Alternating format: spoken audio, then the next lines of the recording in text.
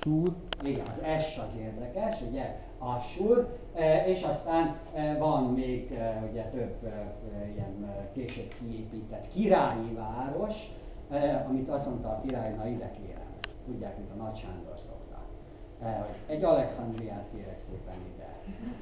Afganisztán tömbbe van. Tehát amikor már hallják a hírekbe, hogy két amerikai vagy milyen katonát ottan megnyomorgattak izébe,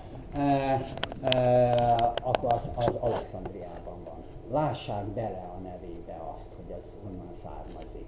Azok a Nagy Sándor telepítései. Ő ugye ugyanígy dolgozott, mint most, hogy ugye a veteránokat oda telepítette a forrásokhoz, és amikor jöttek a akkori ilyen partizánok, hogy vizet igyanak szegények, akkor el lehetett őket kapni. Most is ugyanezt alkalmaznak. Na a lényeg az, hogy ugye ilyen Ninua, Ninive, ugye, amit a mi saját kultúránkban is ugye jól ismerünk, és ugye van egy bibliai jelképvisége az egésznek.